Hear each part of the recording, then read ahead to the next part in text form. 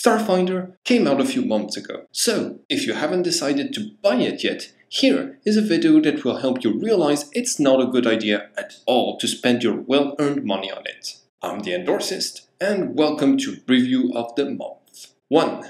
The lore is a horrible patchwork of science fiction tropes. If it has happened in science fantasy, science fiction, or space opera, it is somewhere in the pages of Starfinder, or it will be when the next books come out. This game has everything, and I don't mean that in a good way. You like the Jedi from Star Wars? Well, the Wardens are a group of peacekeepers who are few in numbers and have their own unique technology no one else uses. Replace lightsabers with teleporters and voila! But let's say you prefer Warhammer 40k universe or StarCraft. Starfinder has the Tyranids and the Zergs combined. They call it the Swarm, and it's a bland mixture of both. If you have a softer spot for the Legions of Chaos from 40k, fret not, they were also invited to the party. Their name is now the Cult of the Devourer. But don't worry, they are the same in every single way that did not cross into copyright infringement. Look at this. Doesn't this seem like it came out of a piece of Warhammer 40k fan art and they added the little logo for the Devoured God in the middle to make it look like it was all their idea? You don't like space operas and you prefer cosmic horror? Starfinder has that too, stuck in the butthole of its lore. All of the gods from the Cthulhu mythos that weren't covered by copyright laws were added to the stew. And these gods might taste okay in the Lovecraft mythos. In Starfinder though, they're just another weird taste that clashes with the rest of the lore. Geez, I hope I pronounced these right. Nyarlathotep, Azathoth, Shub-Niggurath, and Yog-Sothoth are all mentioned by name. But that's not the worst of it. Bytso Games was so afraid that their patchwork of inconsistent ideas would be insufficient to please players that they added all the lore from their previous franchise, Pathfinder. You like dwarves and elves? Now they're dwarves and elves in space. You like magic? There's entire planets based off ideas from Pathfinder's magic. Look, a planet of undead, a planet of dragons. And do you think all of this works together to form a cohesive universe? The answer is no. There are 50 different threats to the Pact Worlds happening at the same time, and it makes for a very inconsistent universe. That is because the creators of this game aren't going for cohesion and trying to make a universe that makes sense. They're trying to squeeze every penny you have to get you to buy Dungeons & Dragons all over again. It's just that now, it has stamina points on top of life points, and it's set in space. This is the worst cash grab in role-playing games I have ever seen. And, unfortunately, it's not just the lore that stops this game from making good stories. 2.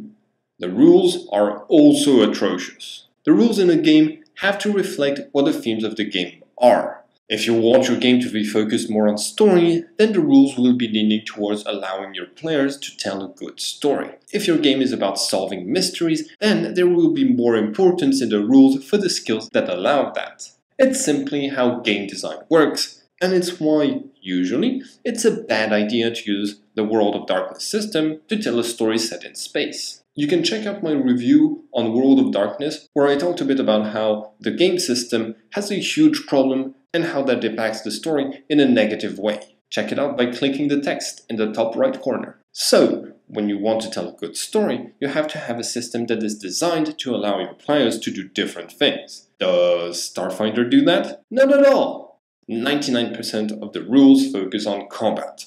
The spells are for combat, most of the skills are for combat, and the extensive rules on level up give you options for, you guessed it, combat. But at least they bring something new to the table that Pathfinder didn't have. It's space combat. This way, if your players get tired of constantly murdering half of the creatures they come across, they can take a break by murdering these same creatures in their spaceships. And this is a big problem.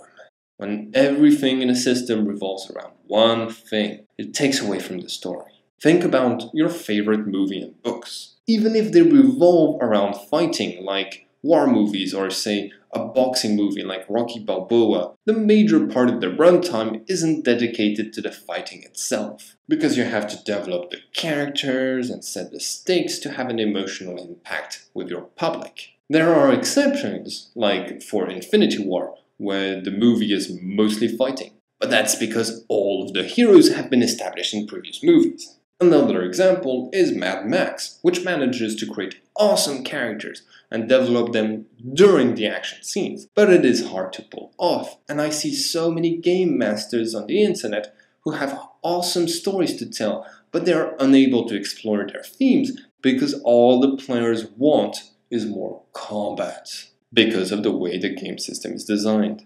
Starfinder is created to exploit the player's lust for action and make it grow much more than other games. You can see it in the different rules. You get experience points for fighting, unlike many games that grant XP for progressing through the story. And you can usually tell what the core part of a game is from what gives you experience points. Most of the difference in gear is all about having higher numbers. Once again, for combat, equipment is exactly the same, and the leveling up system is full of the same things. This makes Starfinder an experience that is closer to playing an MMORPG than it is to creating a story with friends. And if this is the kind of experience you want, it is fine. But to me, role-playing games can be so much more, and the new generation of games is starting to pick up on that by having mechanics that emphasize story over hours of long combat.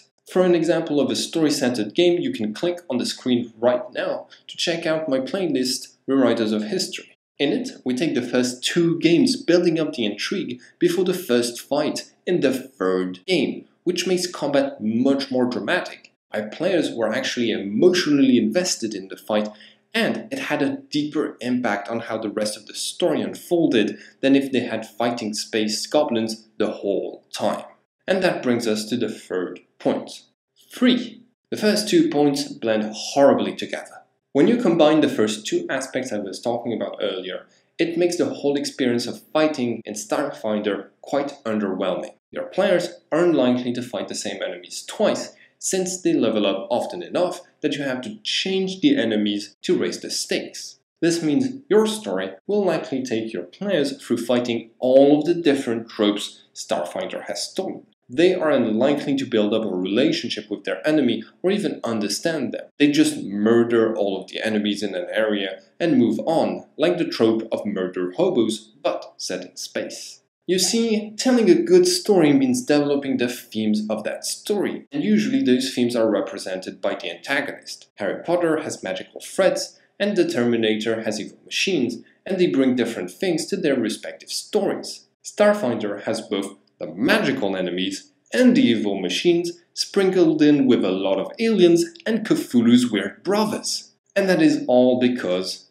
number 4, Starfinder wasn't made to tell stories, it was made to get your cash. Python Publishing knows what it's doing. It is no coincidence that it made a game system that is all about having the biggest numbers in a fight. That is a strategy of the big publishing companies to make extensions your players will buy to get new options to make stronger characters. It will also create new lore in the new books and new monsters to complement the few they had in the first bestiary. Why? Because they only have a few types of enemies for each player level, which soon makes for a stealth experience. At a certain level, there are only a few types of enemies you can fight, and that aren't too easy and boring or too hard and they kill you. This is typical of games that rely on levels like this. You need to keep buying their books to keep having fun making a story about combat. You need to keep buying their pre-made adventures for good coherent stories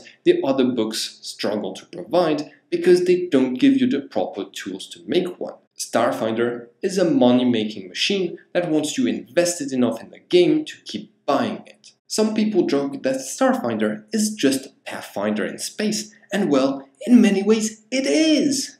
Pathfinder is a huge financial success, to the point where publishers are trying to get you to buy it all over again. And at the end of the day, it keeps money away from other games that are actually coming up with new ideas and new game systems. which is a shame, since there are smaller companies coming up with much better ideas when it comes to space adventures. 5. What you should actually buy. Star Wars Fantasy Flight Games. Alright, this game isn't made from a small company and it does have many books, but it has amazing things that shine where Starfinder is lacking. First of all, the Star Wars universe is well established and coherent most of the time. At least, much more than Starfinder is. Secondly, Star Wars FFG has a unique and awesome dice system. That game revolutionized the way I thought about success and failure on dice rolls. This unique system has you roll multiple dice that help you based on your traits, skill, and circumstances, along with penalty dice for difficulty, negative circumstances, and your opponent's skill. The outcomes are measured along 2 scales, the scale of success and failure and the scale of advantages and disadvantages. This means the outcomes are never just success and failure, but always different and unpredictable. You could fail your skill check and still get advantages that could improve your circumstances. Or you could succeed your roll but get disadvantages. For example, it's possible to miss a stormtrooper you're attacking with your lightsaber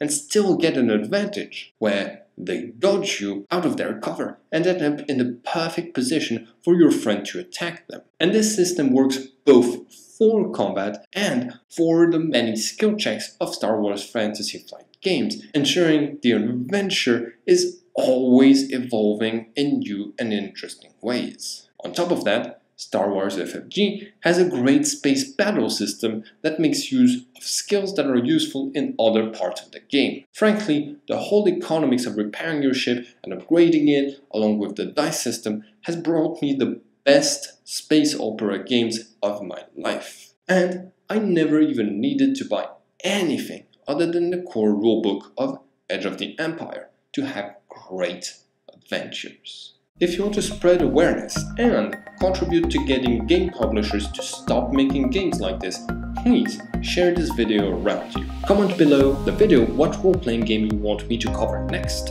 and don't forget to like and subscribe for more content like this.